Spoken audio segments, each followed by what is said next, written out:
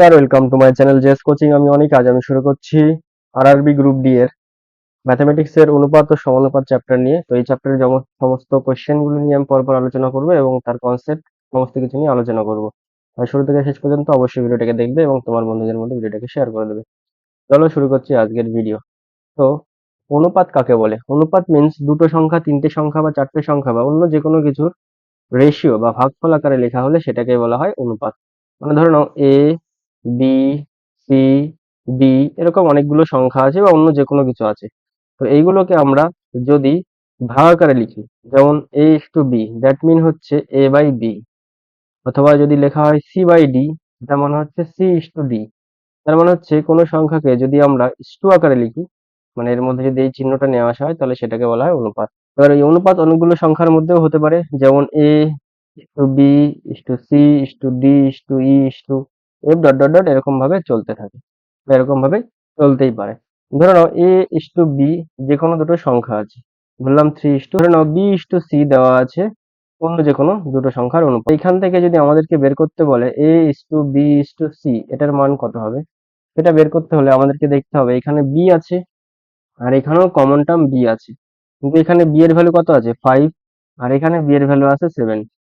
তো এই 5 আর 7টাকে আমাদেরকে সমান করতে হবে, সমান করে তবে আমরা a is to b is to c পাবো। তো সেটা কিভাবে করব দেখো, এখানে b এর মান 7 আছে, এই 7টা দিয়ে পুরোটাকে গুণ করে দাও। তাহলে a is to b কত হবে, 7 দিয়ে গুণ করলে 3 7 এটা 21 হবে, আর এটা হবে হচ্ছে 7 দিয়ে গুণ করলে 35। একইভাবে দেখো এখানে b এর মান 5 আছে, তো এই bটাকে এই 5টা দিয়ে এখানে গুণ করে দাও, তাহলে এখানে b is to c কত আসবে 5 7 35 4 5 20। তাহলে দেখো এখানেও 35 আছে b এর মান, এখানেও 35 আছে, তাহলে আমরা এখান থেকে normally a is to b is to c বের করে নিতে পারবো। এবার a এর মান কত আছে 21, b এর মান 35 আর c এর মান আছে 20। এরকম ভাবে আমরা এই মানটা বের করে নিতে পারলাম, যেখানে a b c এর মান পাবো কত 21, 35 এবং 20। তো এরকম ভাবে মানগুলো আমরা পেতে পারি। তো তারপরে যে বিষয়টা নিয়ে আমি আলোচনা করব সেটা হচ্ছে বিভিন্ন ধরনের অনুপাত।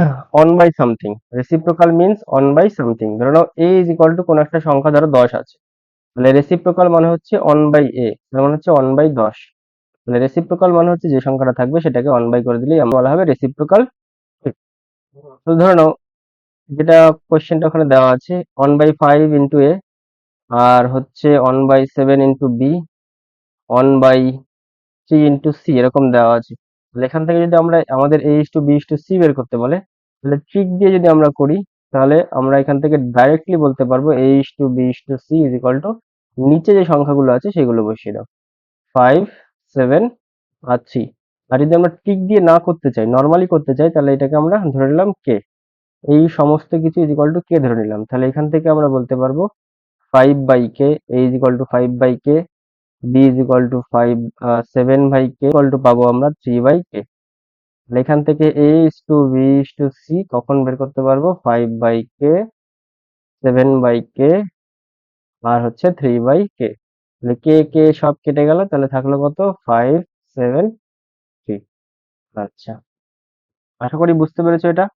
আর জয়েন্ট রেশিও যেটা আগে বললাম যে a is to b something, b is to c something দেওয়া থাকলে সেটাকে যদি আমরা a is to b is to c এই ফর্মে আনি, কোনো কিছু গুণ, এবার এই দুটো সংখ্যার মধ্য সমানুপাতি আমরা কি করে বের করব?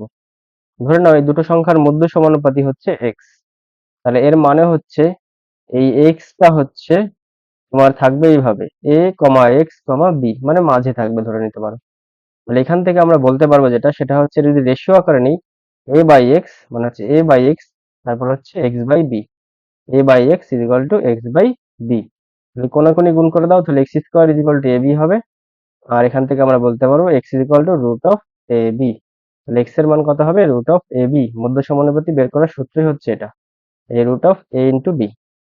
তারপর ওটা হচ্ছে তৃতীয় সমানুপাতি। তৃতীয় সমানুপাতি কি করে বের করব?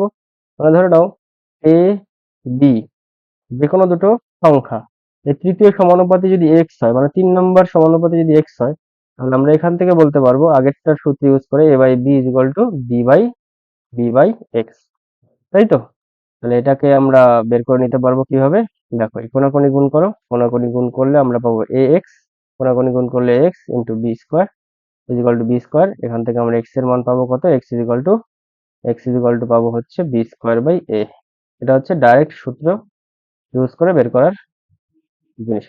তারপরটা হচ্ছে চতুর্থ সমানুপাতি, মানে হচ্ছে এ বি সি তিনটে সমানুপাতি দেওয়া আছে, তো 4 নম্বর সমানুপাতি যদি এক্স হয় তাহলে সেটা বের করার সূত্র হচ্ছে ওইটা, এ বাই বি সমান সমান B by C is equal to C by X, এরকম সামথিং ইজিক্যাল টু আমরা করে এটাকে মানটা বের করতে পারি। তো এখান থেকে এক্স এর যে মানটা আসবে সেটা হচ্ছে বিসি ইন্টু বাই হচ্ছে এ, এটা আসবে চতুর্থ সমানুপাতির সূত্র। আশা করি প্রত্যেকটা সূত্র বুঝতে পেরেছে। তো এরপর আমরা অ্যাপ্লিকেশন গুলো নিয়ে আলোচনা করব। চলো, এমসিকিউ ফার্স্টে যেটা দেওয়া আছে এ ইস টু বি, এটা বি ইস টু সি, এটা হলে এ ইস টু সি কত হবে?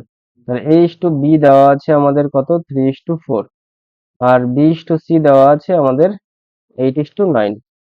আচ্ছা, দেখো এখানে বি আছে, বি এর মান 4, এখানে বি আছে, বি এর মান 8, তাই তো? তার মানে কি এটা কম বেশি আছে, আর বিটাকে দুই দিকে সমান করতে হবে, সমান করে আমাদেরকে মানটা বের করতে হবে, যেটা বের করতে বলেছে। তাহলে এক কাজ করি, এখানে বি এর মান 8 আছে, 8 দিয়ে এটাকে গুণ করে দিই। 8 দিয়ে গুণ করলে 3 8 24 হবে, এটাকে 8 দিয়ে গুণ করলে 4 8 32 হবে। একইভাবে এখানে বি এর মান 4 আছে, এই 4টা দিয়ে এটাকে গুণ করে দাও, তাহলে 4 8 32 হবে, 4 9 36 হবে। তাহলে আমাদেরকে এখান থেকে বলতে পারি A is to B is to C কত আছে, 24, আর সি হচ্ছে 36। তাহলে এটাকে কাটা যেতে পারে 12 দিয়ে, 12 দিয়ে কাটলে এটা 2, 12 দিয়ে কাটলে এটা 3, তাহলে 2:3 হবে এটার অ্যান্সার। এই যে অ্যান্সারটা এখানে দেওয়া আছে, তাহলে অপশন নম্বর বি হবে এটার answer। তারপরে কোশ্চেন দেখা যাক কি আছে। The mean proportion between 9 and 16, মানে হচ্ছে মধ্য সমানুপাতি বের করতে বলেছে। তাহলে মধ্য সমানুপাতি ধরলাম এক্স, মধ্য সমানুপাতি বের করার সূত্র কি আমরা আগেই দেখেছি, যে মধ্য সমানুপাতি বের করার সূত্র হচ্ছে এই যে এটা, এই যে মধ্য সমানুপাতি বের করার সূত্র হচ্ছে এটা, X is equal to root of A B, X is equal to root of A B. এটা চাইলে আমরা ডাইরেক্ট ইউজ করতে পারি, আবার সূত্র বানিয়ে ইউজ করতে পারি। কিভাবে ইউজ করবো দেখো, এখান থেকে 9/x লিখতে পারি, 9/x লিখতে পারি, আর x/16 লিখতে পারি। তাহলে X square is equal to 9 into 16, তাহলে X is equal to root of 9 into 16, 9 root করলে 3, 16 রুট করলে 4, 3 4 12, তাহলে এটার অ্যান্সার হবে কত, 12। অপশন নাম্বার এ হবে এটার অ্যান্সার। তারপরে কোশ্চেন দেখো, if 2a is equal two 3b is equal two 4c হয়, দেন abc কত হবে? তাহলে 2a is equal two 3b is equal two 4c, এটাকে ধরে নাও k। তাহলে এখান থেকে a সমান সমান আমরা বলতে পারি k/2, b সমান সমান বলতে পারি k/3, c সমান সমান বলতে পারি k/4। তাহলে এখান থেকে আমরা a is to b is to c কত পাবো, k/2, k/3, k/4, এই কে সব জায়গা থেকে কেটে গেল, থাকলো হচ্ছে 1/2, 1/3, 1/4। এবার দেখো নিচে 2 3 4 আছে, লসাগু বের করো, লসাগু বের করলে 1 হবে, 3 হবে, 2 হবে। তাহলে লসাগুটা কত হবে, 3 দুগুণে 6, 6 দুগুণে 3 দুগুণে 6, 6 দুগুণে 12। এবারে 12 দিয়ে উপরে সবাইকে গুণ করে দাও, 12/2, 12/3, 12/4, এটাকে কাটাকাটি করলে পাবো হচ্ছে আমরা 6 4 3, 6:4:3, তাহলে অপশন নাম্বার কোনটা আসবে, সি, এটার অ্যান্সার। পরের এমসিকিউটা দেখো কি আছে, দ্য ফোর্থ প্রপোর্শন অফ 4 বের করতে বলেছে। তাহলে আবার এই ফোর্থ প্রপোর্শন বের করার সূত্রটা কি, দেখো একটা নর্মাল সূত্র আছে, সূত্রটা মনে রাখলেই হয়ে যাবে। এই যে fourth proportion D is equal to BC by A, BC by A, fourth proportion ধরলাম X is equal to BC by A, B এটা সি এটা, তাহলে 9 × 12 বাই হচ্ছে 4, 9 × 12 বাই হচ্ছে 4, কাটো, এটাকে কাটলে হবে হচ্ছে 27। তাহলে এক্স এর মান কত আসবে, 27। তারপরের অপশনটা কি আছে, কোশ্চেনটা দেওয়া আছে এক্স বাই ওয়াই, মানে এক্স ইস টু ওয়াই দেওয়া আছে 3/4, তাহলে এইটার অনুপাত কত হবে, দেওয়া আছে 7x plus 3y by 7x minus 3y, এটার ভ্যালুটা কত আসবে? এবার এক্স এর জায়গায় তুমি ডাইরেক্ট 3 বসাতে পারো, এক্স এর জায়গায় ডাইরেক্ট 3 বসাতে পারি। তাহলে 7 × 3 প্লাস 3 × 3 বাই হচ্ছে 7 × 3, তো এটা 3 × 3 না, এটা 3 × 4, আর এটা হচ্ছে -3 × 4, তাহলে কত আসবে, 3 7 21, 3 4 12, 12 আর 21 যোগ করলে 33। তারপর হচ্ছে 3 7 21, 21 থেকে 12 বাদ দিলে হবে 11, এটা দিয়ে এটাকে কাটলে কত পাবো,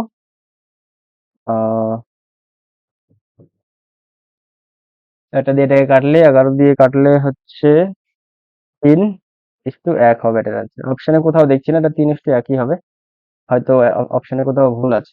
3:1ই হবে এটার অ্যান্সার। তারপরে question, the third proportion two 12 and 18 is, তাহলে 12 18 এর থার্ড প্রপোর্শন কত হবে? তাহলে 12/18, তাহলে 18/x আমরা বলতে পারি। তাহলে x ইজ ইকুয়াল টু 18 গুণ 18, 18 গুণ 18 বাই হচ্ছে 12, আমরা কোনো ডাইরেক্ট বলে দিতে পারি। 6 দিয়ে কাটলে 3, 6 দিয়ে কাটলে 2, 2 দিয়ে কাটলে 9, 3 9 27, তাহলে এটার অ্যান্সার আসবে 27। তারপরে question, ratio of age of A and B is, মানে এ আর বি এর বয়সের অনুপাত 4:5। After 5 years it becomes 5:6. The present age of A is, মানে বর্তমান এর বয়স কত হবে যদি 5 বছর পরে গিয়ে অনুপাত বা রেশিও এটা হয়। আচ্ছা, দেখো এখানে a to b দেওয়া আছে 4:5, তাহলে a is equal to আমরা বলতে পারি 4x, R b is equal to বলতে পারি আমরা 5x।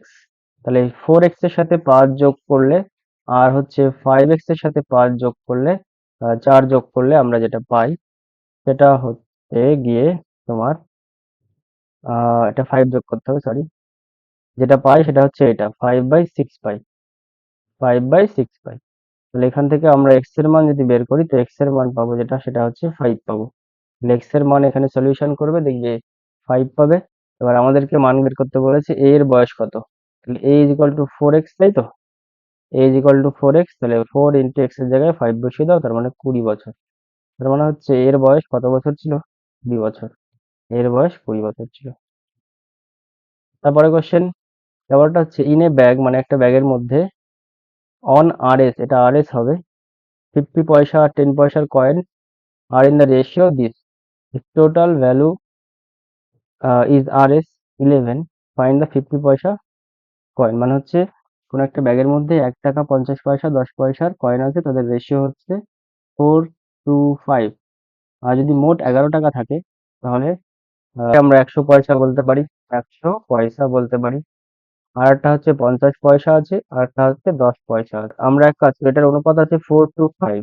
হুম, এই সবগুলো যোগ করে হচ্ছে 11 টাকা আছে, তাই তো। তাহলে এই 100টাকে আমরা 100x বলতে পারি। 100 এর সঙ্গে যদি আমরা 4x গুণ করে দিই তাহলে মোট 1 টাকা কতগুলো আছে সেটা পেয়ে গেলাম। আচ্ছা, এর সঙ্গেই হচ্ছে তোমার 50 পয়সা, 50 পয়সার সাথে যদি আমরা এই 2টাকে গুণ করে দিই, মানে 2x টাকে গুণ করে দিই, তাহলে পেয়ে যাবো হচ্ছে মোট 50 পয়সা কত আছে।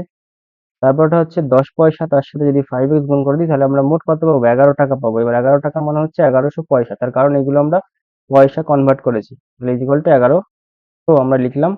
তো এখান থেকে যদি আমরা এটা ক্যালকুলেশন করি এরকম আসবে 100x প্লাস হচ্ছে এটা গুণ চিহ্ন, তাহলে হচ্ছে 50x। যদি আমরা যোগ করি তাহলে এটা 550x আসবে, আর এখানে 1100 আসবে। তাহলে x ইজ ইকুয়াল টু আমরা পাবো 2, ভাগ করে দেখবে x এর মান 2 আসবে। এবার আমাদেরকে বলেছিল যে মোট 50 পয়সার কয়েন কতগুলো আছে। এবার x এর মান যদি 2 বেরোলো তাহলে 50 পয়সার কয়েন কতগুলো ছিল? 2x, তাই না? তাহলে 2 ইন্টু 2 হবে, x এর জায়গায় 2 বসিয়ে দেবো। মানে 50 পয়সার কয়েন ছিল 4টা। তাহলে 50 পয়সার কয়েন ছিল কতগুলি? 4টি। আচ্ছা, তারপরে কোশ্চেন দেখি কি আছে। Two numbers are in the ratio. If 9 is subtract from each other, the ratio is this. Smaller number is কোনটা? আচ্ছা, তাহলে একটা ধরলাম 3x প্রথম নাম্বারটা, তারপরটা ধরলাম 5x।